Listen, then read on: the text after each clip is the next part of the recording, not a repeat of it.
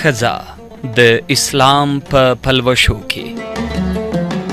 يا أيها الناس اتقوا ربكم الذي خلقكم من نفس واحدة وخلق منها زوجها.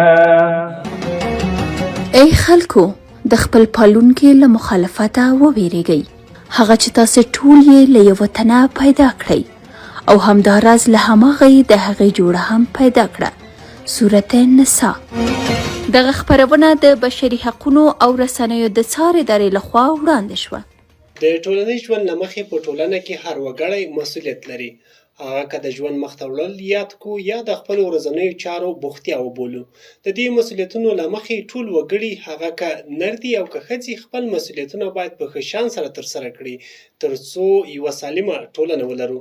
په افغانستان او نورې نړۍ کې یوه داسې جمله چې د هر وګړي په زړه ده چې وایي که چیرته یو نارینه تعلیم ولري هغه یوازې یو شخص ته روزنه ورکولی شي، خو ولې که چیرته یوه میرمن تعلیم ولري هغه یوه ټولنه روزي.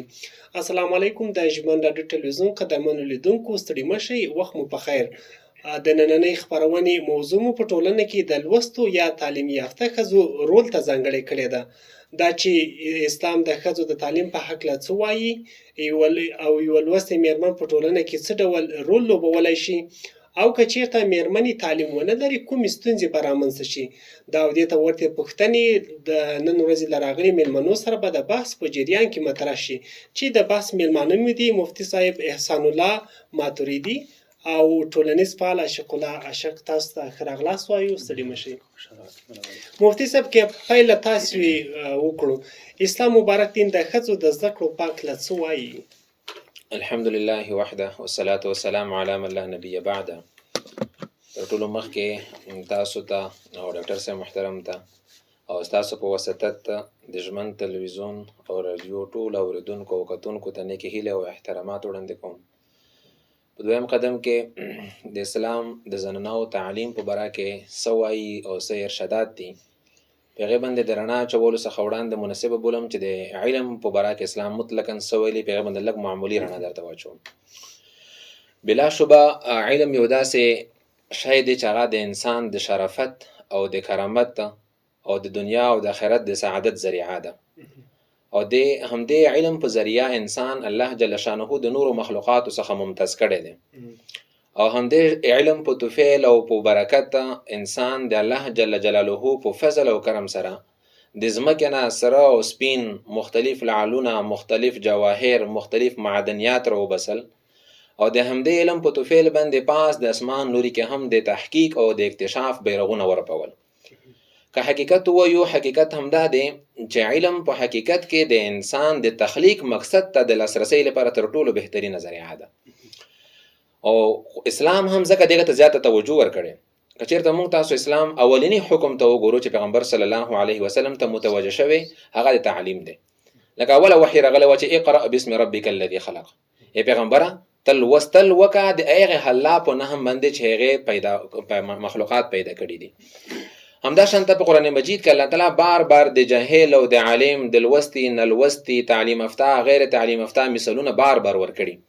که په قرآن مجید کې موږ تاسو صرف د علم ټکي ته وګورو نو تقریبا دغه 80 ځلې راغلی دی، او بیا د حدیثو ذخیره خو بیخي زیاته ده، خو صرف که موږ تاسو هغه مشهور کتاب د حدیثو بخاري شریف راواخلو، د هغې په کتاب العلم کې د حافظ ابن حجر رحمه الله تعالی د قول مطابق تقریبا 80 مرفوع حدیث د پیغمبر علیه السلام او 22 اثار د صحابه او تابعینو څخه د علم په فضیلت باندې را نقل کړي.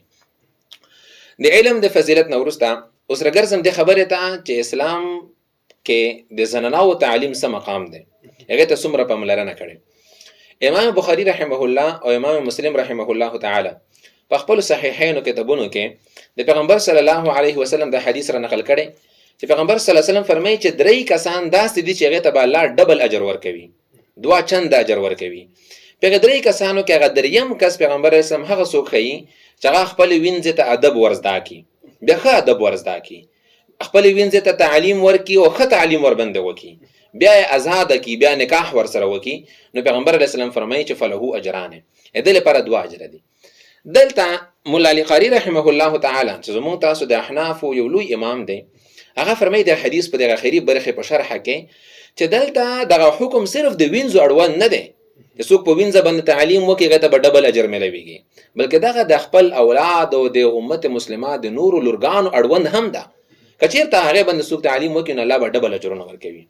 یعنې ګویا که د مولا علی قاري رحمه الله تعالی د شرح په اساس باندې زنانو ته تعلیم ورباندې کول په خپلو لورګانو باندې، هغوی لوستې جوړول، هغوی نه تعلیم یافته جوړول، دغه ډبل اجر لري، 2 چنده اجر لري. همدا شانته په حدیث شریف کې راځي چې په صحابه کرامو کې یو صحابیاتو کې یو صحابي و حضرت شفاء بنت عدویه رضی الله تعالی عنها، د ډیره تعلیم یافته جنۍ و، بخي زیاته. پیغمبر صلی الله علیه وسلم یو ورځ دته وویل چې څنګه تا حضرت حفصه رضی الله تعالی عنها ته چې ام المؤمنین د پیغمبر علیه السلام کورنۍ ده، کورودانه ده، چې څنګه تا هغه ته د نمله دم ورزده کړي دی، همدغه شان هغه ته لیکل هم ورزده کا.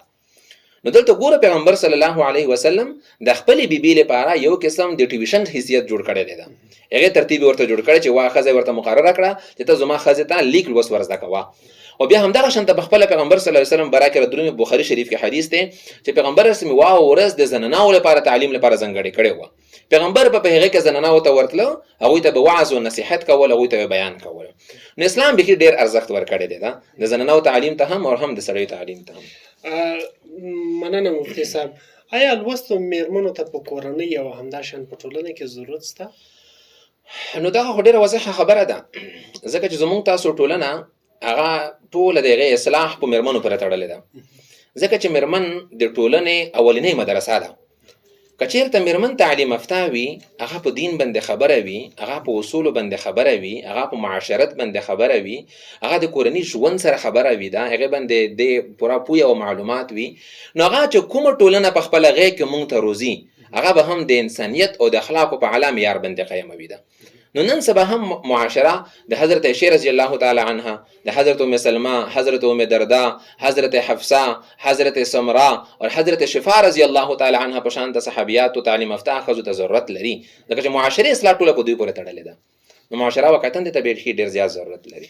ډیره مننه مفتي صاحب، تاسو ته بیا هم راګرځو په دې اړه باندې بنوري پښتنې ولرو. ټولنیز او مدني فعال عاشق صاحب، تاسو ته کراسو که چېرته میرمنې تعلیم ونه لري، کوم ستونزې به په ټولنه او همدارنګه په کورنۍ چې د میرمنو زیاته ورسره لاس ورېوان دي ورسره مخامخ دي، په کورنۍ کې کوم ستونزې به رامنځته سي؟ نحمده ونصلي على رسوله الكريم اما بعد فاعوذ بالله من الشیطان الرجیم بسم الله الرحمن الرحیم. قدرمن سروری صاحب، مفتی صاحب، متوریدي د ژمن تلویزیون ټولو قدرمنو لیدونکو او ژمن تلویزیون د رادیو ټولو اوریدونکو السلام علیکم ورحمت الله وبرکاته.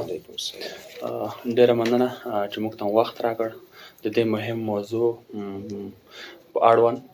زه دومره ویلی شم چې په کومه برخه کې چې د ښځې زده کړې په اصطلاح عصري دینی علوم یا تعلیمات چې دي په کومه برخه کې څومره ضرورت دی په ټولنه کې، که په دې اړه موږ ووایو چې د یوه ماشوم روزنه هغه که په جسمي لحاظ دی، که په فکري لحاظ دی، که په بدني لحاظ دی، د یوې ښځې د ښې روزنې څخه سرچینه اخلي.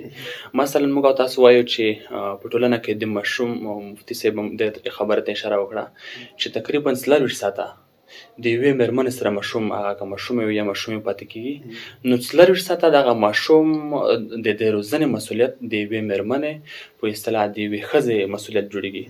که چېرته یوه مېرمن، یوه لوستې مېرمن چې هغه د دیني اړخه، هغه همدا ډول د عصري اړخه په دې باندې وپوهېږي، وتوانېږي چې خپل ماشوم په ښه ډول سره په اصطلاح وروزي، هم به جسمي قوت پر ځای ټولنې لپاره به یو غوره شخصیت وړاندې شوی او هم به ذهني لحاظ، مثلا که یو څوک په جسمي لحاظ ښه کوي وي خو ترڅنګ یې په ذهني لحاظ جوړ نه وي، دا ټولنې لپاره یو ښه شخص نشي ثابتېدای، ځکه په ټولنه کې بېلابېل جرایم دغه نه رامنځته کېږي.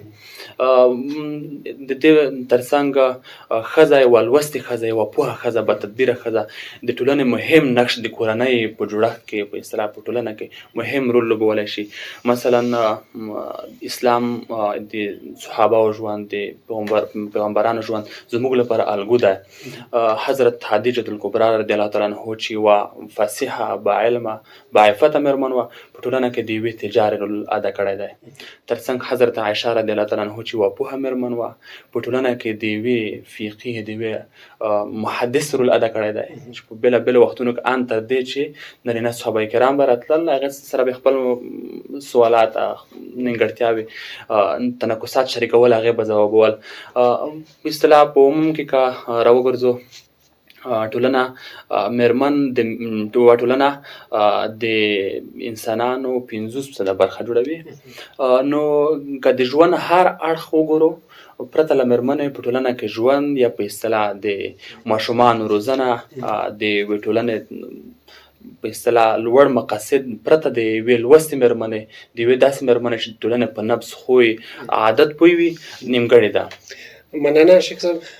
یوازې په تعلیم سره ښځې کولی شي د ټولنې او د کورنۍ په آبادولو کې خپل رول ولوبوي، که نورې لارې چارې هم شته؟ دغه موضوع ډېر پراخ اړخونه لري. مثلا یوه ټولنه که یوه ټولنه موږ په نظر کې ونیسو، ټولنه د تعلیم ورهاخوا ځینې نورې نیمګړتیا د ښځې په اصطلاح د ښځې د نشتون یا د علمیت د نشتون په اساس رامنځته کېدای شي. یوه ښځه خپل موثریت د ټولنې په بېلابېلو برخو کې په اصطلاح د هغې نیمګړتیا ضرورت حس کېدای شي. مثلا اوس وخت کې په اصطلاح که ووایو غوښتنې زیاتې شوې دي د نړۍ په سطحه. مثلا یوه ښځه کولی شي چې خپل رول د ټولنې په بېلابېلو برخو کې، مثلا طبابت کې، د زراعت برخه کې، په اصطلاح د پولیسو د یوې باعفته مېرمنې په حیث چې په اصطلاح هغې ته موږ او تاسو زموږ ټولنه ډېر ضرورت لري، خپل خدمات وړاندې کولی شي. نو هغه د یوې ټولنې بېلابېلو برخو کې د نیمګړتیاوو په اساس چې یوه مېرمنې ولري، خپل حضور، خپله نیمګړتیا د هغې څرګندېدای شي. دا خو دوی هغه وخت کولی شي کله چې دوی تعلیم ولري، یعنې په بېلابېلو برخو لکه تاسو طبابت برخه یا د همداسې نورې برخې. که چېرته یوه مېرمن لوستې نه وي، آیا د ټولنې په آبادولو، همدې ترڅنګ د کورنۍ په جوړښت کې کوم رول لوبولی شي مؤثر رولونه بالکل لوبولی شي. یوه مېرمنه که تعلیم ونه لري، الحمدلله موږ او تاسو یوه اسلامي ټولنه لرو، د کورنۍ په کارونو کې د یوې ښځې رول ډېر مؤثر دی. مثلا د یوه ذهنیت په ورکولو کې د یوې مېرمن رول بیخي واضح دی. هغه اړخونه، مثلا د کور هغه کارونه، د یوې جامعې کارونه، که چېرته یوه ښځه نلوستې هم وي، نو اړتیا خو یې لیدل کېږي، خو یوه هغه مېرمن چې لوستې ده د هغې نلوستې مېرمنې په نسبت په ټولنه کې ښه رول لوبولی شي. درنو لیدونکو، لنډه دمه لرو، وروسته له دمې له موږ سره پاتې شئ، خپرونه مو دوام لري. ښځه د اسلام په پلوشو کې.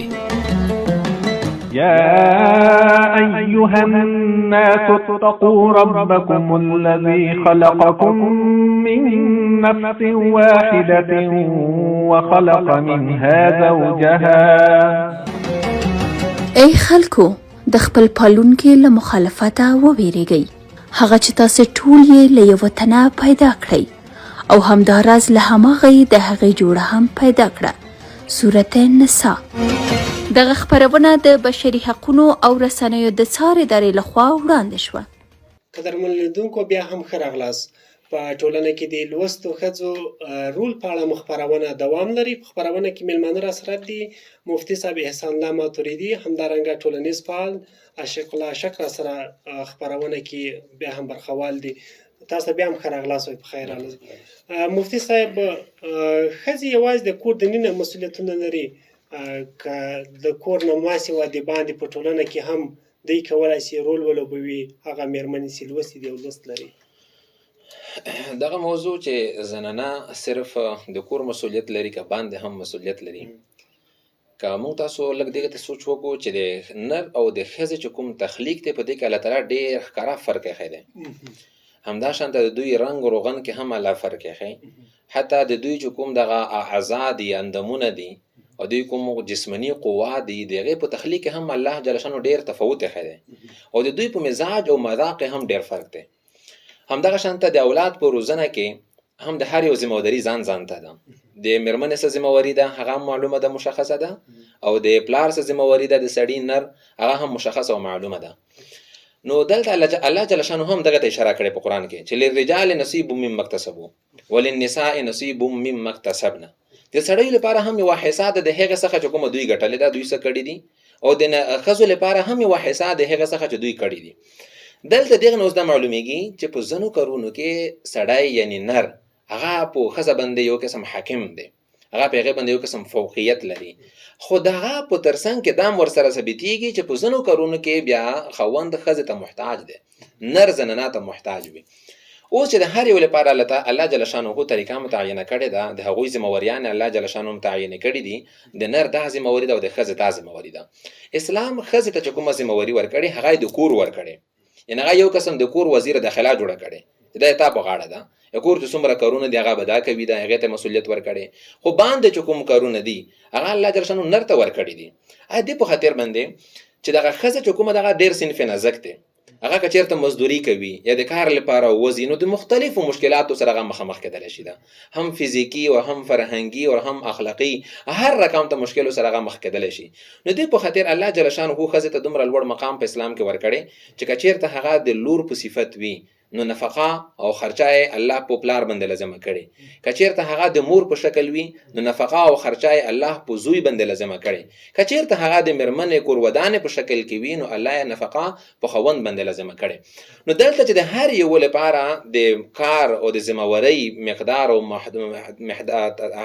حد وټاکلی شولو، نو اوس په دې اساس باندې به دا ویل چې مثال د زنانه د هم باندې کار وکړي، د صرف د هغه خلکو دسیسه چې هغوی خو د غرضه وو، هغوی د خپل جنسي تسکین لپاره او د خپل حیواني شهوتونو د تسکین او سړولو لپاره هغوی دغه فرموله را ایجاد کړله چې نه دغه ښځه د هم باندې وځي سړی د هم باندې وځي، یعنی ابا چې کلبا کوي ښځه د هم او کلبا ورسره کوي ده. نو دوی دلته دغه د ښځې سره ظلم وکړه غربیانو چې دوی په ښځه باندې په زنانه باندې هم د مور فرایض د مور ذمہورۍ هم ټولې پرې ور واچولې چې هغه به دا کوي، تر څنګ د پلار چې کومې ذمہورۍ وي چې باندې به دی کار کوي، باندې منفقات دی ورته راګټي، دی به ورته راحاصلوي، هغه ذمہوریانې هم غربیانو په زنانه باندې ور واچولې. نو تاسو فکر کوئ لکه اوس تاسو وایئ چې دا د غربیانو یوه دسیسه ده، مثلا لکه د زنانو بهر ته لیږل، هغوی باندې کار کول، اصلا اسلام تاسو یادونه وکړه چې په کور کې دا حق دوی ته ورکړی دی چې یوازې په کور کې کار مسؤلیت د مخ دنده یوسي. په اوسني عصر کې چې حال دا چې په ټولنه کې د باندې ښځو ته اړتیا ده، لکه ډاکټر صاحب مخکې وایي طبابت برخه ده، بهر باید دوی لاړې شي ځکه طبابت برخه کې زنانه مریضان دوی ته راسي، دوی تداوي کړي. آیا تاسو دا اړتیا محسوسوئ؟ دا خو بالکل دا خو خره خبره ده، دې ته خو ما ځکه اشاره نه وکړه چې دې ته خو اشاره کول داسې ولکه لمر ته چې وایي چې ورځ وایي چې لمر موجود دی، دا خو هر چاته معلومه چې په دې کې واقعتاً ښځو ته باندې وتل ضرور هم دي، اسلام هم اجازه ورکړې، اسلام او د اسلام چې کوم وارثان دي هغه دغه منع هم نه کوي ده، خصوصا دغه د طبابت برخه چې هغه د هغوی خپل مسلک دی. د تعلیم کې زه خبره وکم، د تعلیم ګوره مختلف مضامین لري، لکه موږ تاسو د پوهنتونونو کې مختلف پوهنځي لرو، بیا مختلف ډپارټمنټونه لرو، نو دغه تعلیم مختلف مضامین او مختلف ډپارټمنټونه لري. په دې کې خو بعضې تعلیمونه داسې دي چې هغه بالکل ښځې ته ضرورت نشته، لکه مثال به زه درکم د انجنیرۍ برخه شولې، همداشانته عسکري تعلیم شولو، همداشانته ټیکنیکل تعلیمونه شول، دغه ښځې ته اړتیا نشته. کومه چې پاتې شوله د طبابت برخه، په دې کې ښځه بیا ډېر فراخ رول لوبوي او ورته ضرورت هم دی چې هغه بعضې امراض نسوا دي د زنانو مرضونه چې هغې لپاره دوی باندې یو قسم فرض کفایي ده چې باید دوی دغه کار وکړي. نو هغه ضرورتونه چې اسلام دوی باندې لازم کړي دي، دوی پرته نشونې دي، دوی نه بغیر نه کېږي، په هغې کې اسلام دوی ته ودلو بالکل اجازه ورکړې ده. په اوس عصر کې هم دوی وتلی شي، خو د اسلام په چوکاټ کې.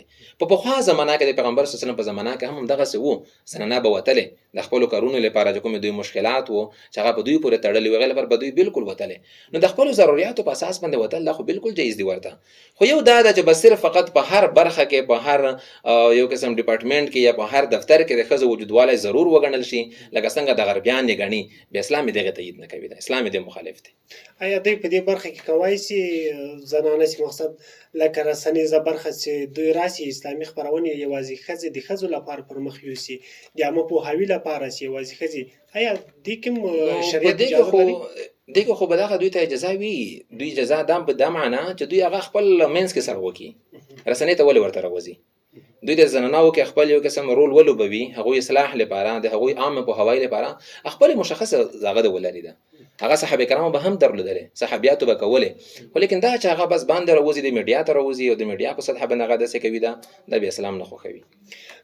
په پخوا زمانو کې د اسلام په لومړي راتګ سره چې ښځو د تعلیم په برخه کې کوم رول لوبولی ده، نسبت اوسني میرمنو سره څه توپیر لري؟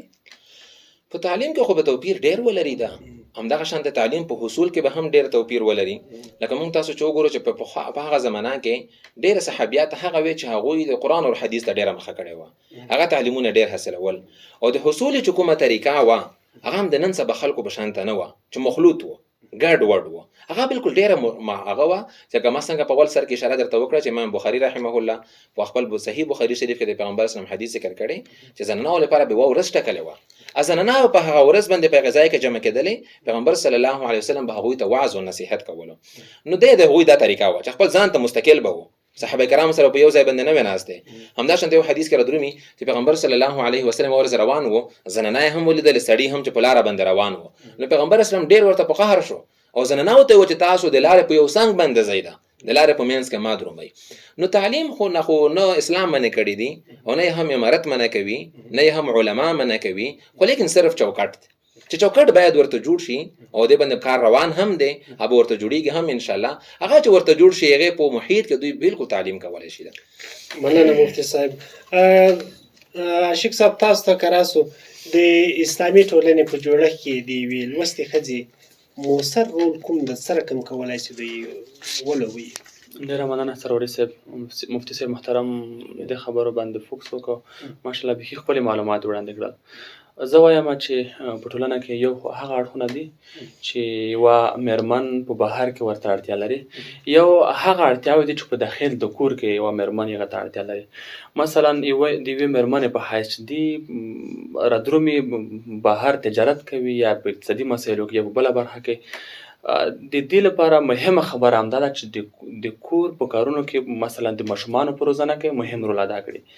که هغه ماشومان یا د خپل د کورنۍ هغه د دې لاس لاندې کسان په ښه ډول سره رهبري کړي، د یوې ټولنې د بهر خدمتګار په حیث دلته یې موثریت بیخي زیات دی. یوه خبره د مثال په ډول کوم، مثلا که د موږ او تاسو په داخل د افغانستان کې د یوې اسلامي ټولنې نظر د یوې خارجي ټولنې سره چې هغه بېلابېل ملتونه په هغه کې شتون لري، مثلا په عموم کې که ووایو چې په اصطلاح د چین د خلکو، د امریکا د خلکو، د اروپا د خلکو سره پرتله کو، دوی هم نور څه نه غواړي، یوازې همدا غواړي چې ښځه د کار وکړي. د ښځې کار په داسې ډول سره غواړي چې موږ په ټولنه کې د یوې حیثیت او بېوکاره باعفته مېرمنو په حیث رول ورکوو چې د کور د یوې مېرمنې د یوې لوستې ښځې په شکل دې رول ادا کړي. خو دوی غواړي چې د مېرمن راوباسي، د همدې سړي خدمتګاره جوړه کړي، خو په داسې شکل سره چې هغه یو داسې کس چې هیڅ ارتباط ورسره ونه لري، په اصطلاح هغه درنده کارونه. او د دوی شعار بیا هم که ووایو یو ډول کذب حیثیت لري. مثلا دوی د ښځې لپاره د کار حقوق غواړي، د کار حقوق دوی ورته غواړي، خو داسې بیا نه وایي چې ښځه د پلار سره لکه مفتي صاحب چې وویل چې کلبه دې وکړي، درنده شکه کارونه دې وکړي، په یوه شرولۍ کې د وظیفه اجرا کړي، نو دوی سره دغه متفاوت رول لري. نو که یوه مېرمن د کورنۍ هغه حالات په اصطلاح اشپزي، د ماشومانو روزنه، د نورو ښځینه‌و په مقابل کې خپل اسلامي لوستونه هغه اجرا کړي، نو د ټولنې د بهرني محیط څخه په کور کې مؤثره تمامیدای شي. یعنی کولای شي د یوې کورنۍ په جوړښت کې همدارنګه د یوې سالم کورنۍ په جوړښت کې دا خپل رول ولوبوي. آیا له دې څخه ټولنه هم متاثره کېدای شي؟ بالکل.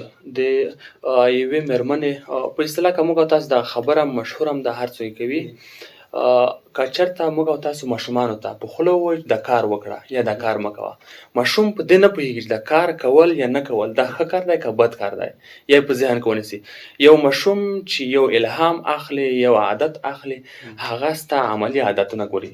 نو که یوه لوستې مېرمنه هم لوست ولري، هم تعلیم ولري، او هم په کورنۍ کې ښه عادات د ماشومانو تربیه وکړي، نو تر هغې چې یو نارینه د یو ماشوم په روزنه کې ښه رول لوبولی شي، یوه مېرمن ښه رول لوبولی شي.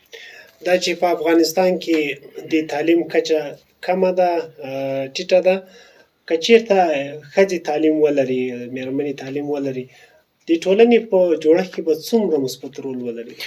واضح خبره ده. 50% نفوس په اصطلاح همدا پاتې 50% دا هم لکه د کوم 50% چې د دې د تاثیر لاندې ده په غیر مستقیم ډول.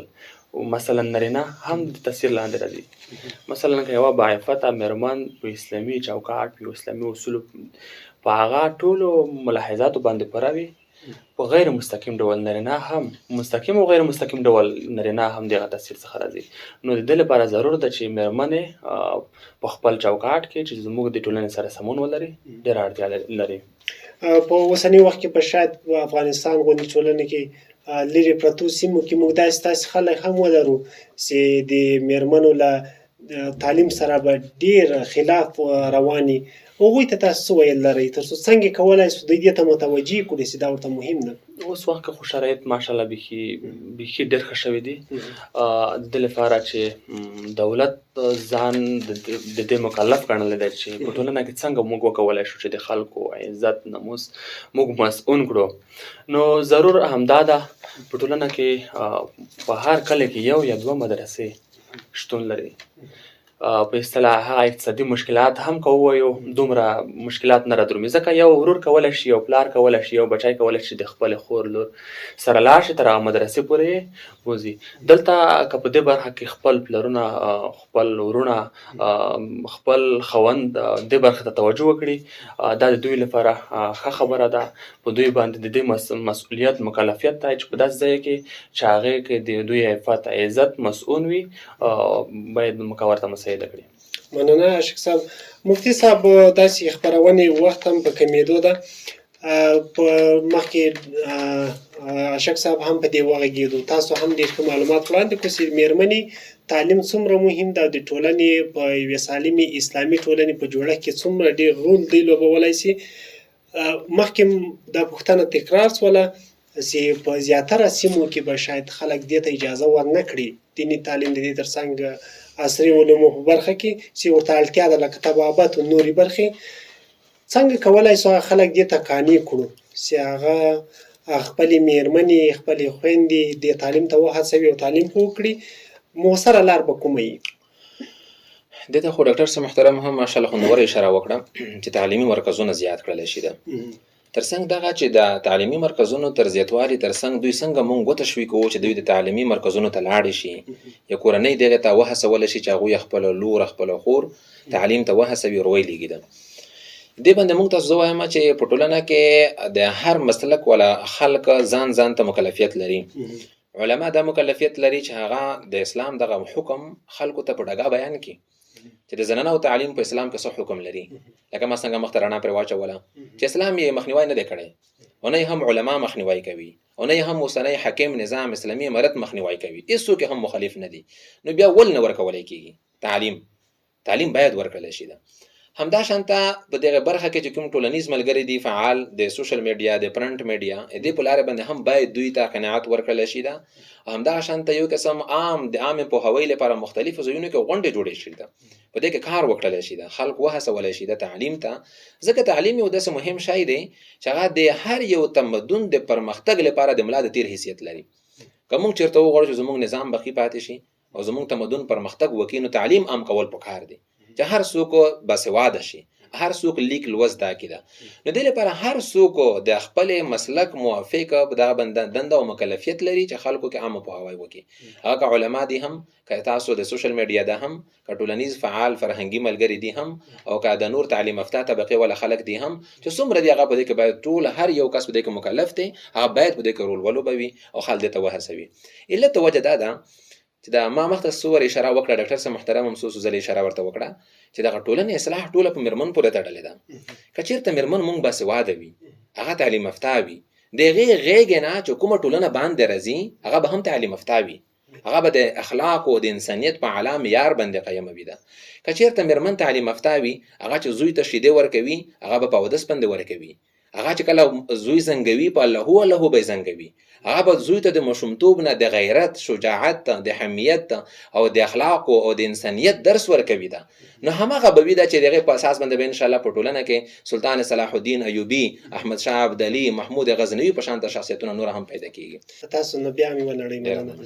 درنو لیدونکو تاسو نه هم مننه تر دې مهاله له موږ سره پاتې وئ، خپرونه مو تر پایه را سره واورېده. تر بیا چې ستاسو درانه حضور ته حاضرېږو، تر بیا ښې چارې. ښځه د اسلام په پلوشو کې يا أيها الناس اتقوا ربكم الذي خلقكم من نفس واحدة وخلق منها زوجها. ای خلکو د خپل پالونکي له مخالفته وویریږئ، هغه چې تاسو ټول یې له یوه تنه پیدا کړئ او همداراز له هماغه یې د هغې جوړه هم پیدا کړه. سورة النساء. دغه خپرونه د بشري حقونو او رسنیو د څار ادارې لخوا وړاندې کیږي.